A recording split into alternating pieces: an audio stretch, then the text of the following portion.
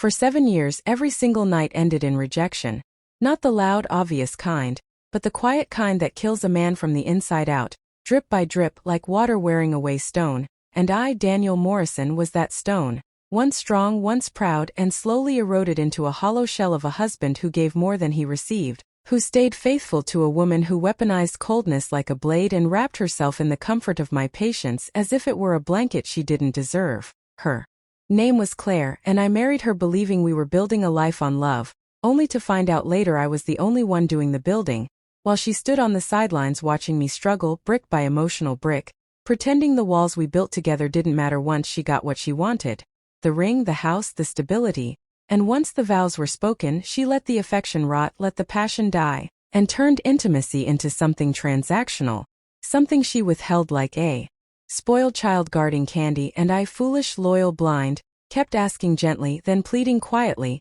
then shutting down entirely, all while putting on a smiling face in public, because how do you admit to your friends, to your brothers, to the world, that your beautiful, educated, elegant wife hasn't touched you in months, that she shrugs you off every night with "I'm tired" or "not now" or worse, silence, and you lie there next to her in bed like a stranger paying rent in a marriage that feels more like a hostage situation than a partnership? And it wasn't just about sex. It was about being wanted, about being seen, about matching to the person who once whispered "I love you" with trembling lips and eager hands. But those lips now only moved to criticize or yawn, and those hands only reached for her phone or the blanket or anything other than me. And so I spent years swallowing my needs, channeling frustration into extra hours at work, into cleaning the house she didn't notice, into taking her car to the shop, into buying her flowers she left wilting on the counter, hoping one day she'd look up and remember that I was the man she once couldn't keep her hands off of. But she didn't, and in those years of rejection I became invisible, even to myself,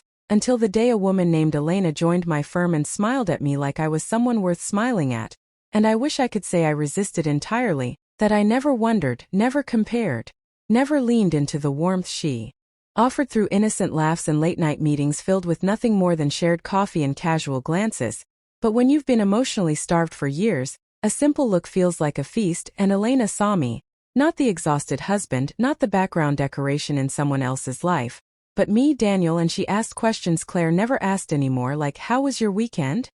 Or "Did you eat today?" And those tiny sparks kept me warm in the coldness I called marriage, and I never touched her, not physically, but my soul did lean in. And one night when Claire turned away from me again, headphones in, back exposed, untouched and untouching, I stared at the ceiling and whispered to no one, "I think I'm done." And it wasn't anger or drama, it was surrender, the calm surrender of a man who tried everything, given everything, and realized that staying faithful to someone who treated love like a burden was its own form of self-betrayal. So I stopped begging, stopped asking, stopped hoping, and began detaching in the quietest ways, sleeping on the far side of the bed, leaving early without kissing her goodbye, spending more time at work, at the gym, in silence. And she didn't notice, not at first, not until months later when Elena invited me to a charity gala, and I wore a new suit and came home late smelling like new cologne and independence, and for the first time in years Claire looked at me with curiosity, like she remembered I was a man other women might want, and suddenly she wanted to go out, suddenly she wanted to talk, suddenly she wore makeup and lingerie and lit candles in the bedroom. But the irony of starvation is that by the time food arrives, the hunger has already died, and I looked at her trying now and felt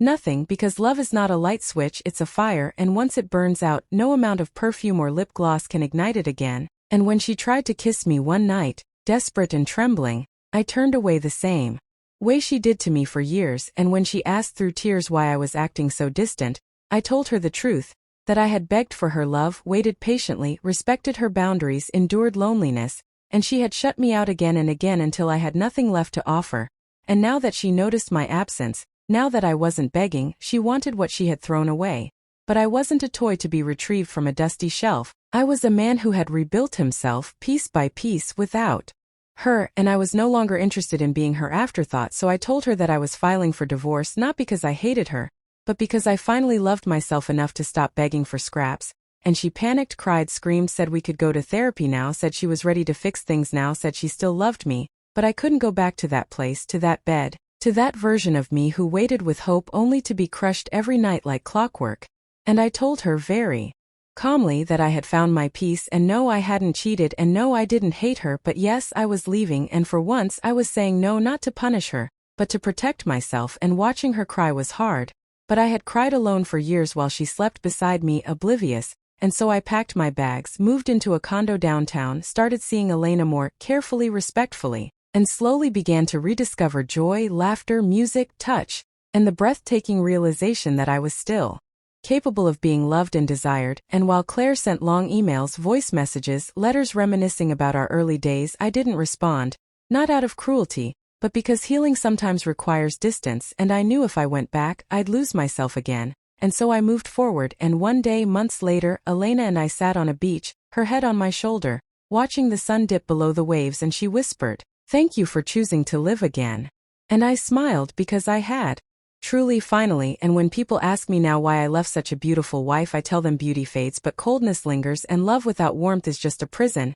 And they nod like they understand, but unless you've spent years being told no every night while giving your all every day, you'll never really get it. And that's okay, because I lived it, I survived it, and now every time she calls, every time she pleads, every time she finally says yes, I say no, not out of revenge, but because I learned the hardest, most freeing lesson of my life.